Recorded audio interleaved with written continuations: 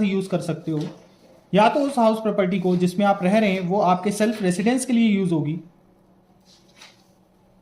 या फिर आप उसको लेट आउट कर सकते हो। अगर आप किसी भी हाउस को लेट आउट कर रहे हो तो वहां पे आप किसी भी पर्पस के लिए लेट आउट कर सकते हो, चाहे वो व्यक्ति आपसे किराए पर रहने के लिए रहे, सेल्फ रेसिडेंस के लिए, या फिर उसके लिए वो बिजनेस या प्रोफेशन की एक्टिविटी करे उस हाउस में। दोनों ही हेड में, चाहे वो बिजनेस या प्रोफेशन की एक्टिविटी करे या वो लेट आउट आपके रहने के लिए करे, दोनों ही हेड में इनकम टैक्सेबल मानी जाएगी। सबसे पहले हम ये समझते हैं कि अगर हम किसी हाउस को लेट आउट कर रहे हैं तो लेट आउट के केस में हम किस तरह से इनकम को टैक्सेबल कंसीडर करेंगे। हाँ जी, तो लेट आउट के केस में हम क्या करेंगे, सबसे पहले ऊपर हेडिंग डालेंगे computation of taxable income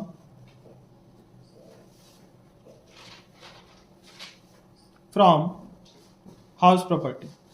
taxable income हम जो हाउस प्रॉपर्टी की फाइंड कर रहे हैं, हम अपने असेसमेंट ईयर में फाइंड कर रहे हैं, और हमारा असेसमेंट ईयर जो करंट ईयर चल रहा है 2024-25 ये होगा। असेसमेंट ईयर का मतलब होता है एक ऐसा साल जिस साल में हम लोग टैक्स की कैलकुलेशन कर रहे हैं, और जो हम टैक्स की कैलकुलेशन करते हैं वो अपने प्रीवियस ईयर की करते हैं, जो फाइनेंशियल ईयर भी कहलाता है, जो आपका 1 अप्रैल 2023 से 31 मार्च 2024 तक चलेगा।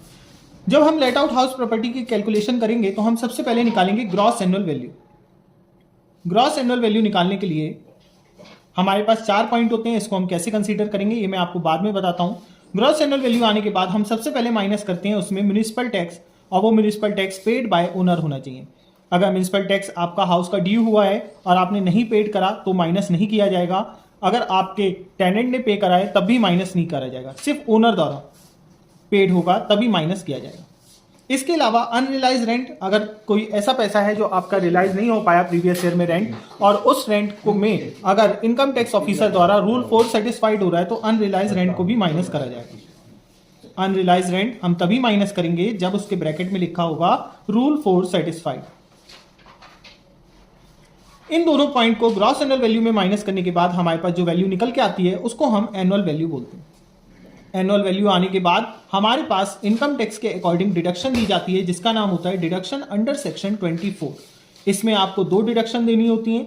जो डिडक्शन अंडर सेक्शन 24 होती है, जिसमें पहली डिडक्शन होती है स्टैंडर्ड डिडक्शन, और स्टैंडर्ड डिडक्शन हमेशा एनुअल वैल्यू का 30% होता है।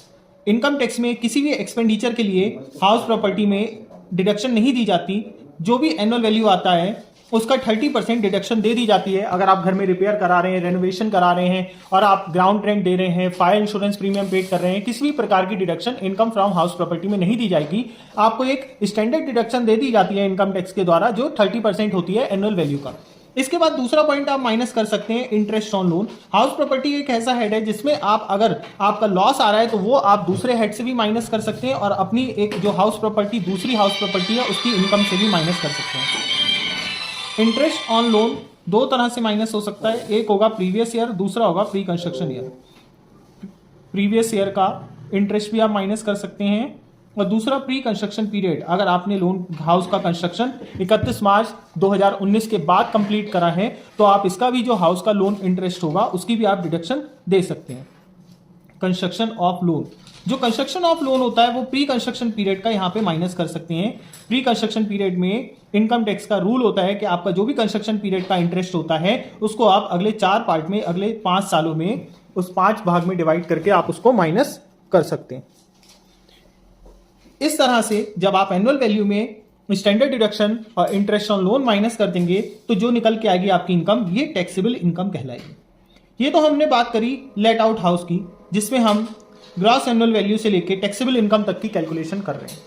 अब बात आती है सेल्फ ऑक्युपाइड हाउस की। हम सेल्फ ऑक्युपाइड हाउस की बात करते हैं तो सेल्फ ऑक्युपाइड हाउस वो हाउस होता है जिसमें हम खुद रह रहे होते हैं, और self occupied house self residence के लिए यूज होना चाहिए, तभी इसकी एग्जेम्पशन हाउस प्रॉपर्टी में मिलती है। अगर हम उस हाउस को सेल्फ रेसिडेंस के लिए ना यूज करके अपने बिजनेस या प्रोफेशन के लिए यूज कर रहे हैं तो उसकी डिडक्शन हाउस प्रॉपर्टी में ना मिलकर आपको उसके एक्सपेंडिचर को प्रॉफिट एंड लॉस अकाउंट में जो बिजनेस और प्रोफेशन होगा उसमें एडजस्ट करना पड़ेगा।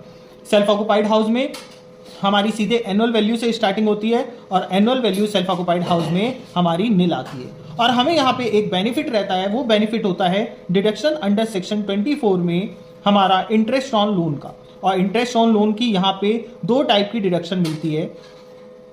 इंटरेस्ट ऑन लोन की दो टाइप की डिडक्शन मिलती है, जिसमें पहली डिडक्शन होती है आपकी, अगर आपने कंस्ट्रक्शन के लिए लोन लिया है, अगर आपने कोई भी लोन कंस्ट्रक्शन लोन है आपका, तो आप मैक्सिमम 2 लाख रुपीस तक की डिडक्शन अपने हाउस प्रॉपर्टी की ले सकते हैं।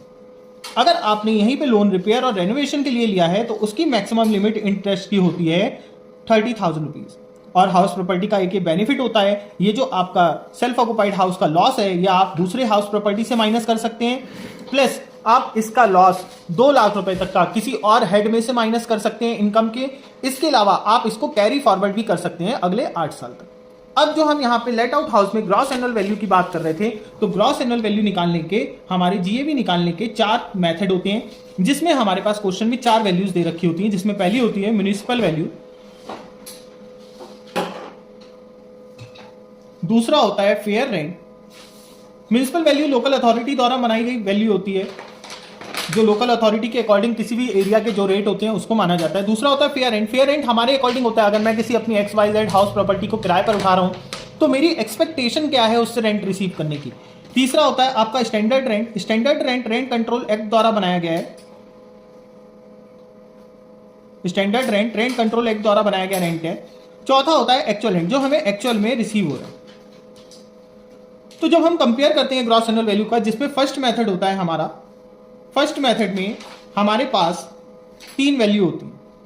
अगर आप न्यूमेरिकल अटेंड कर रहे हैं हाउस प्रॉपर्टी का इनकम टैक्स में, आप बीकॉम ऑनर्स बीबीए कुछ भी कर रहे हैं और आपके पास इनकम टैक्स है आपके सिलेबस में सब्जेक्ट में, तो आप हाउस प्रॉपर्टी का न्यूमेरिकल कैलकुलेट कर रहे हैं लेट आउट के केस में, तो आपका फर्स्ट मेथड होगा जब क्वेश्चन में म्युनिसिपल वैल्यू, जिसको एमवी बोला जाता है, फेयर रेंट एफआर बोला जाता है, एआर स्टैंडर्ड रेंट बोला जाता है। एमवी, एफआर और एआर, इन तीनों में से जो भी वैल्यू जिसकी अमाउंट हाईएस्ट होगी वही ग्रॉस एनुअल वैल्यू माना जाएगा। तो यहाँ पे ग्रॉस एनुअल वैल्यू निकालना बहुत आसान होता है। ग्रॉस एनुअल वैल्यू का मेथड होता है highest of these 3, highest of above 3 या दीज 3, इन तीनों में से जिसकी वैल्यू ग्रेटर है वही ग्रॉस एनुअल वैल्यू होगा। बाकी मेथड वैसा ही रहेगा जैसा मैंने अभी आपको पहले बताया। सेकंड मेथड होता है, सेकंड मेथड में हमारे पास 4 वैल्यू होती है। सेकंड मेथड में हमारे पास स्टैंडर्ड रेंट भी बढ़ जाता है।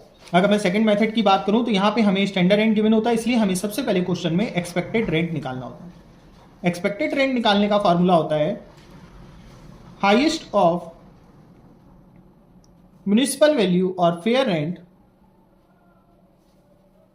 But not exceed standard rent. इससे आपका एक्सपेक्टेड रेंट निकल के आता है। दूसरा होता है आपका एक्चुअल रेंट। इन दोनों में फिर से जो वैल्यू ग्रेटर होती है वही जीएवी मान ली जाती है। इस तरह से आपके 2 मेथड हो गए। इस दूसरे मेथड को एक और शॉर्ट ट्रिक है जिससे हम निकाल सकते हैं। आप सीधे सीधे क्वेश्चन में लिख लीजिए municipal value, fair rent, standard rent और एक्चुअल रेंट। अब आप इसमें कंपेयर कर लो। पहले म्युनिसिपल वैल्यू, फेयर रेंट में आप हाईएस्ट वैल्यू देख लो, उसके बाद फेयर रेंट जो भी निकल के आया उसको स्टैंडर्ड रेंट से कंपेयर करते हुए फिर लोएस्ट वैल्यू देख लो, और उसके बाद तीसरे पॉइंट में आप एक्चुअल रेंट से कंपेयर करते हुए हाईएस्ट वैल्यू देख लो। ये जो थर्ड पॉइंट में हाईएस्ट वैल्यू आएगी वही आपकी ग्रॉस एनुअल वैल्यू हो जाएगी। थर्ड मेथड होता है अगर हाउस वैकेंट है। अगर हाउस वैकेंट है, वैकेंट के केस में क्वेश्चन में लिखा होगा कि during the previous year the house remain vacant for 2 months. इस केस में जितना रेंट रिसीव होगा, आपको जितना एक्चुअल रेंट उस पर्टिकुलर टाइम पीरियड का मिलेगा, जितने टाइम आपका घर किराए पर रहा है, वही ग्रॉस एनुअल वैल्यू हो जाएगा। चौथा मेथड होता है, चौथे मेथड में हम फर्स्ट और सेकंड मेथड को कंपेयर करते हैं। फोर्थ मेथड में हमारे पास हाउस वैकेंट भी होता है और उस वैकेंट टाइम में हमारे जो हाउस का ओनर है उसने ऑक्यूपाइड उस पोर्शन को कर रखा होता है। तो इस तरह से हम उसको कंपेयर करते हैं। यही हाउस प्रॉपर्टी का एक शॉर्ट व्यू था। Thank you very much.